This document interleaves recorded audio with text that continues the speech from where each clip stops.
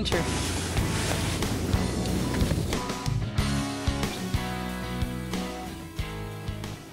Hey guys, Cody Carter here with Chasing the Dream. I got a report for you from around the area here on Pool 8 and Pool 7, along with Pool 6 actually. We went up to Pool 6 on Saturday and we did extremely well.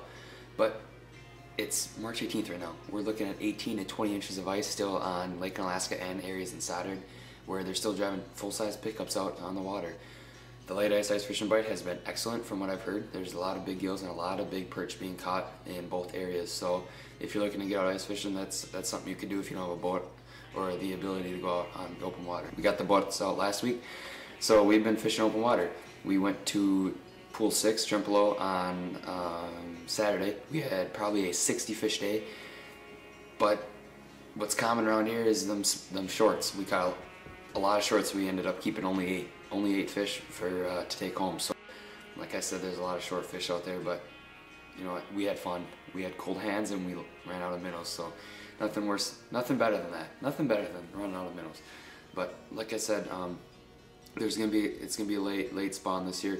Last year at this time, there was already 52 to 54 degree water temps, so the spawn was hot. I remember this time last year I was on spring break for school, and we were in the middle of an excellent spawn walleye bite. But this year it's gonna be later, probably after spring break for me, so we're looking probably around April, first week in April, hopefully, if everything plays out correctly. You know, the biggest fish so far this spring has been a 21-inch walleye. With the water warming up here in the next couple weeks, hopefully those fish are gonna move shallower, you know, and the bigger fish will start showing up as they get bigger with their eggs. But until then, you know, you could focus in. There's a lot of good eaters out there. There's a lot of good eaters, and if you want to go out and catch fish, you certainly can right now. There's no shortage of them, but in the next few weeks here, it's going to pick up and bigger fish are going to start showing up for us. Our main presentations have been Carolina rigging. Okay, well today we're fishing just basic Carolina rig for these walleyes and saugers. We got just a simple egg weight up here with the swivel, connected with about a foot leader. So we're mostly using just walleye minnows or rosy reds, and that's been the ticket so far. We have about 10 in the box. So I really like my jig and plastic here on the river, but this spring we have done excellent with Carolina rigs.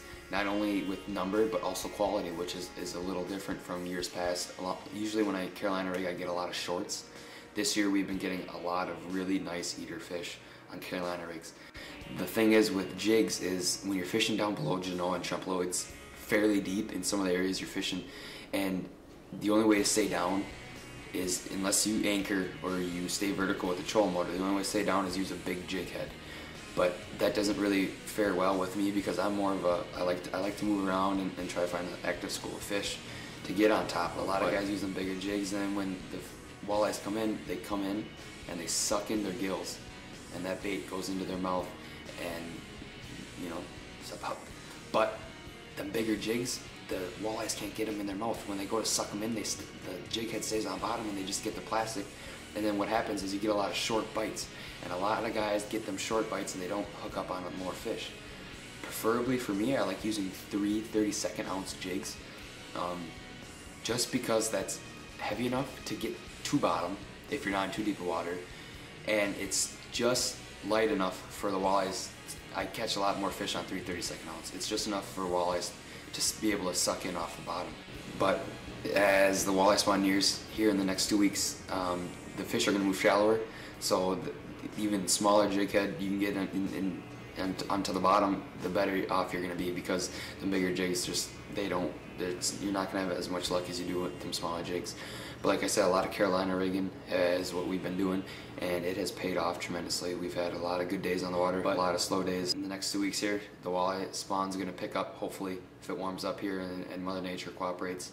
And we'll be looking at a really good perch and walleye bite. So, you know, we'll keep in touch. We'll keep you guys informed. Just check out the website, bestwhitetail.com, our YouTube channel, and we'll keep in touch. I didn't feel him bite. That's probably the smallest one I think I've caught all year.